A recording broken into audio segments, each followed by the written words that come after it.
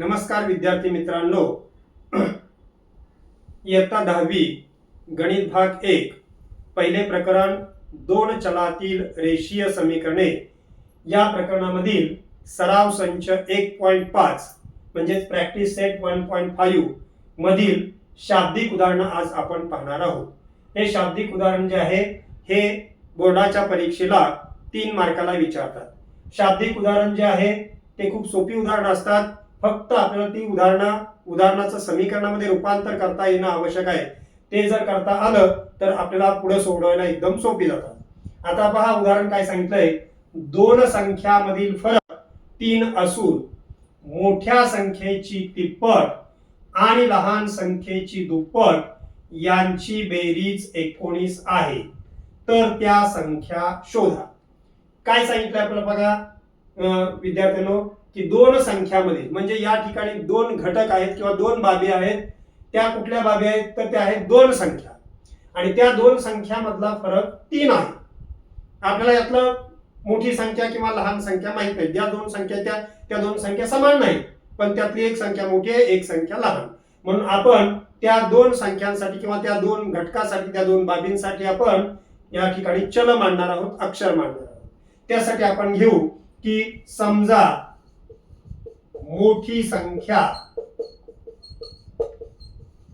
x व लहान संख्या y मानू।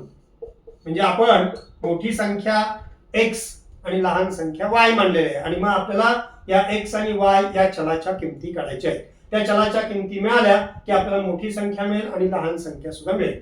आता वाक्य काय सांगितलंय ते अर्थपूर्ण आपण वाचायचं आहे।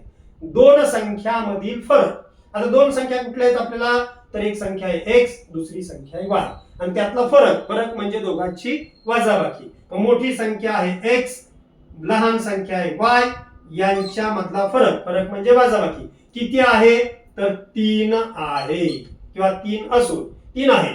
अशा प्रकारचं हे समीकरण नंबर पहिलं मिळेल। काय मिळालं समीकरण आपल्याला पहिल्यांदा, x वजा y बरोबर 3, कारण दोन संख्यामधील फरक 3 आहे। अशा प्रकारचं आपण त्या नुसार एक समीकरण तयार झालेलं आहे। आता पुढचं वाक्य वाचायचं आहे, मोठ्या संख्येची तिप्पट। आपल्याकडे मोठी संख्या आहे x, तिची तिप्पट काय होईल, त्याची तिप्पट 3x, आणि लहान संख्येची दुप्पट, लहान संख्या आहे y, तिची दुप्पट म्हणजे आपल्याला त्याला 2 ने गुणायचंय 2y, पट म्हणजे आपला गुणणे, तिप्पट म्हणजे 3 ने गुणायचंय, दुप्पट म्हणजे 2 ने गुणायचंय। दुप्पट यांची बेरीज म्हणून इथं अधिक चिन्ह, बेरीज 19 आहे। या दोघांची बेरीज म्हणजे मोठ्या संख्येची तिप्पट आणि लहान संख्येची दुप्पट यांची बेरीज 19 आहे। अशा प्रकारचं दुसरं समीकरण मिळेल। तर विद्यार्थी मित्रांनो, ही दोन समीकरणं आपण जर व्यवस्थित तयार केली पहिल्यांदा त्या वाक्यानुसार, की आपल्याला पुढे कठीण जात नाही, आणि आपण अर्थपूर्ण वाचलं की आपल्याला त्या ठिकाणी समजतंय। उदाहरण जर आपण समीकरण लिहायला जर चुकलो तर आपलं उदाहरण सगळं चुकेल। त्याच्यामुळे आपण व्यवस्थित वाचन करायचं आहे आणि व्यवस्थित आपण त्याच्यासाठी समीकरण तयार करायचं। एकदा समीकरण तयार केलं की मग नंतर आपल्याला ते निरसन पद्धतीने आपल्याला सोडवायचं आहे। आता पहा, पहिल्या समीकरणामध्ये x चा सहगुणक 1 आहे, दुसऱ्या समीकरणामध्ये x चा सहगुणक 3 आहे। समान आहे का तर समान नाही। पहिल्या समीकरणामध्ये y चा सहगुणक काहीच नाही म्हणजे 1 आहे, दुसऱ्या समीकरणामध्ये y चा सहगुणक 2 आहे। इथेही y चे सहगुणक समान नाही। मग आपल्याला एक सामायिक समीकरण सोडवत असताना एका चलाचं निरसन करायचंय, म्हणजेच एका चलाचे सहगुणक समान आणायचे आहेत।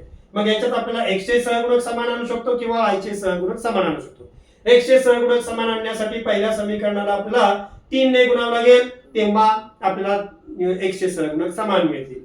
आणि समजा y चे सहगुणक आपल्याला समान आणायचे असतील तर पहिल्या समीकरणाला आपल्याला 2 ने गुणावं लागेल, म्हणून आपण या ठिकाणी y चे सहगुणक समान आणू 2 ने म्हणून पहिल्या समीकरणाला आपल्याला या ठिकाणी 2 ने गुणावं लागेल। 2 ने गुणलं की y चा सहगुणक पण 2 मिळेल, 2y अशा प्रकारचं आपल्या या ठिकाणी त्या निरसन होईल। आता पहिल्या समीकरणाला 2 ने गुणायचं म्हणून इथं आपण वाक्य लिहू, समीकरण 1 ला, पहिल्या समीकरणाला 1 ला 2 ने गुणू, म्हणजे पहिल्या समीकरणाला आपल्याला 2 ने गुणायचं आहे. इथे आपल्याला प्रत्येक पदाला 2 ने गुणायचं आहे. पहिला x चा सहगुणक 1 आहे. 1 ला 2 ने गुणलं की आपल्याला या ठिकाणी 2x मधलं चिन्ह वजा. इथे 1 आहे. 1 ने 2 ला गुणलं की 2 येईल आणि चल y आहे तसंच म्हणजे वजा 2y बरोबर उजव्या बाजूला 3 आहे. 3 ला सुद्धा 2 ने गुणलं की आपल्याला मिळेल 6. हे समीकरण नंबर 3 मिळालं. आता विद्यार्थी मित्रांनो या ठिकाणी आपल्याला 2 समीकरण मिळालेले आहेत. सॉरी 3 समीकरण मिळाले आहेत.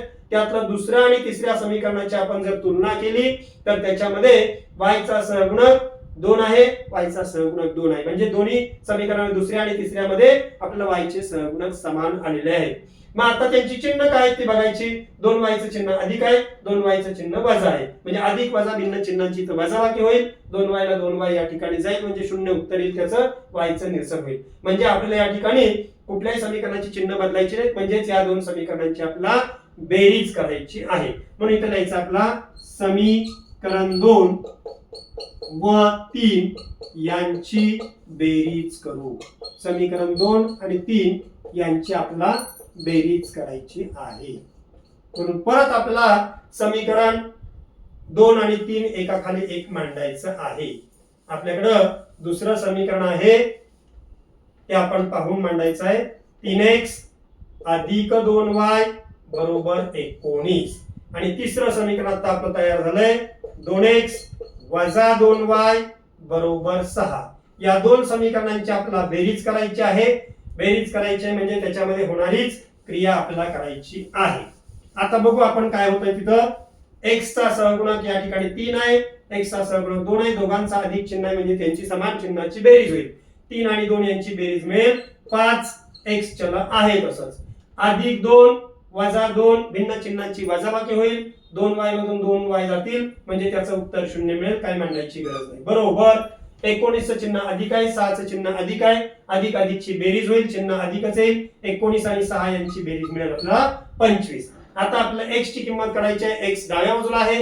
त्याच बाजूला 5 आहे. 5 आणि 1 च्या मध्ये गुणाकाराची क्रिया. गुणिलेचं दुसऱ्या बाजूला गेल्यानंतर भागिले होईल. म्हणून या ठिकाणी x आहे तसंच राहील. बरोबर उजवीकडे 25 आणि 5 गुणिले ते भागिले होईल. इथं 5 ने 25 ला भाग जाईल. 5 1 5 आणि 5 5 25 म्हणजे 25 ला 5 ने भागल्यानंतर उत्तर मिळेल आपल्याला 5. अशा प्रकारे आपल्याला x ची किंमत मिळालेली आहे 5. आता आपल्याला y ची किंमत काढायची आहे. मग आता ही y ची किंमत काढण्यासाठी आपण x ची किंमत जी आहे ती आपण एका समीकरणामध्ये ठेवू. x बरोबर 5 ही किंमत समीकरण 1 मध्ये ठेवू. आपण कोणत्याही समीकरणामध्ये ठेवू शकतो. y ची किंमत बदलणार नाही. तीच एकच येणार आहे. 1 मध्ये ठेवू. कारण एक समीकरण जे आहे ते पहिलं समीकरण आपल्याला लहान आहे. त्या समीकरणामध्ये ही x ची किंमत ठेवायची आहे. मग पहिलं समीकरण आहे तसं मांडायचं आपला. ते समीकरण आहे x वजा y बरोबर 3. आता याच्यामध्ये x ची किंमत x च्या ठिकाणी ठेवायची आहे. म्हणून x च्या ऐवजी आपल्याला मिळेल या ठिकाणी 5 वजा y बरोबर 3. अशा प्रकारे आपल्याला y ची किंमत आता मिळेल. y आहे डाव्या बाजूला आणि डाव्या बाजूलाच 5 पॉईंट म्हणून 5 ची बाजू बदलायची आहे. 5 चे चिन्ह अधिक आहे आणि उजवीकडे गेल्यानंतर ते वजा होईल. म्हणून वजा y बरोबर 3 आहे तसंच अधिक 5 त्या बाजूला गेलं की वजा 5 होईल. म्हणून पुढची स्टेप वजा y आहे तसंच 3 आणि 2 3 आणि 5 यांची या ठिकाणी आपल्याला वजाबाकी होईल. का तर 3 चं चिन्ह अधिक आहे. 5 चं चिन्ह वजा आहे. भिन्न चिन्हांची वजाबाकी. परंतु मोठ्या पदाला चिन्ह वजा आहे वजा.